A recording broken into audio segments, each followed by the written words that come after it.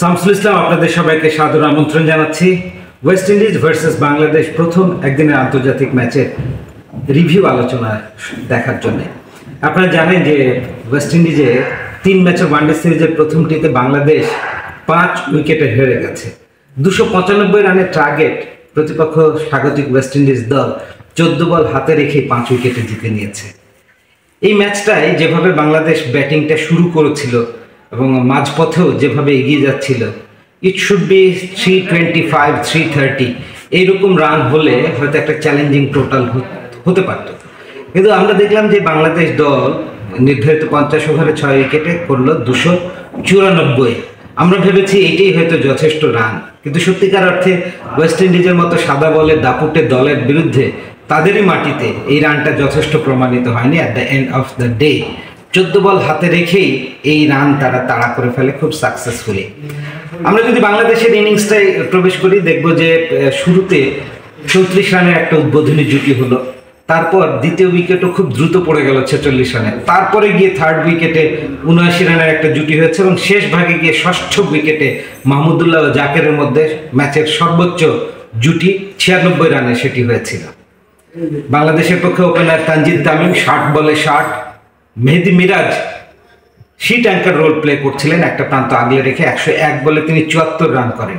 আমার মনে হয় শেষ ভাগে মিরাজের স্ট্রাইক রেটটা পুষিয়ে দেওয়া দরকার ছিল। 101 বল যিনি খেলে ফেলেছেন তার সেঞ্চুরি করবার দিকে এগিয়ে যাওয়া উচিত ছিল, যেটা আমরা পারিনি, অর্থাৎ সেটেল ডাউন হওয়ার পর ইনিংসগুলোকে বড় করতে পারিনি। মাহমুদুল্লাহ রিয়াদ 44 বলে 50 রান করেছিলেন। জাকের দুর্দান্ত খেলেছেন, তিনি 3-3টে 6 হাঁকিয়েছেন, 40 বলে 48 রান করে 50 বঞ্চিত হয়েছেন, বাট কিছু করার নেই, শেষ ওভারে তিনি আউট হয়েছিলেন। ওদিকে শেফার্ড, রোমারিও শেফার্ড 51 রানে 3টা, আলজারি জোসেফ 67 রানে 2টো এবং জেডেন সিলস 63 রানে একটা করে উইকেট লাভ করেছিলেন। ওয়েস্ট ইন্ডিজ ইন রিপ্লাই শুরুতে ধাক্কা খেয়েছিল, আমরা দেখেছি যে 27 রানেই দুটো উইকেট পড়ে গিয়েছিল, তারপরে গিয়ে দারুণ একটা জুটি, তৃতীয় উইকেট পড়ে 94 রানে, তারপরে চতুর্থ উইকেটের জুটিটা 99 রানের বড় পার্টনারশিপ গড়ে তোলে, ইভেন কি ফিফথ উইকেটেও 95 রানস পার্টনারশিপ তারা গড়ে তোলে।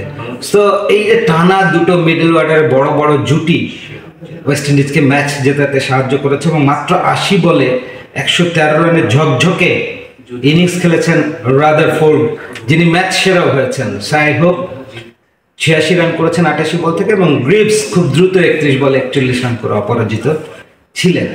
বাংলাদেশের পক্ষে ওই অর্থে কম্বাইন্ড বোলিং প্যাকেজ আমরা দেখেছি, কিন্তু কেউ ওইভাবে ভীত সন্ত্রস্ত করে ত্রাস সৃষ্টি করতে পারেনি। তানজিম সাকিব, নাহিদ রানা, রিশাদ হোসেন, মেহেদি মিরাজ, সৌম্য সরকার পার্ট টাইমার হিসেবে সবাই একটা করে উইকেট পেয়েছে। সো যে বিষয়টা আমার বলার, যে সুযোগ ছিল কালকে একটা বড় স্কোর করা, 330, 320, 25 যে কোনো স্কোর, তাহলে হয়তো চ্যালেঞ্জিং হতো, যেটা বাংলাদেশ করতে ব্যর্থ হয়েছে। হাউএভার 294 রান করে তারপর ম্যাচ হেরে যাওয়া, এতে খানিকটা কষ্ট আছে, তবে আত্মবিশ্বাস খুঁজে পাওয়ার মতো অনেক বিষয়ই এখানে আছে। আফিফ স্টার্ট পেয়েছিলেন, কনভার্ট করতে পারেননি। সৌম্য স্টার্ট পেলেন, কনভার্ট করতে পারলেন না। লিটনের রান খরা যেন কাটতেই চাইছে না। অ্যাজ এ ইউনিট 3টা ডিপার্টমেন্টে ভালো ক্রিকেট খেলতে না পারলে এই ওয়েস্ট ইন্ডিজকে সাদা বলের ক্রিকেটে হারানো অসম্ভব। সো সেকেন্ড ওয়ানডে ম্যাচেই বাংলাদেশ ঘুরে দাঁড়াবে, এই শুভ প্রত্যাশায় আজকের এই রিভিউ আলোচনা এখানে শেষ করছি। আপনারা সঙ্গেই থাকুন।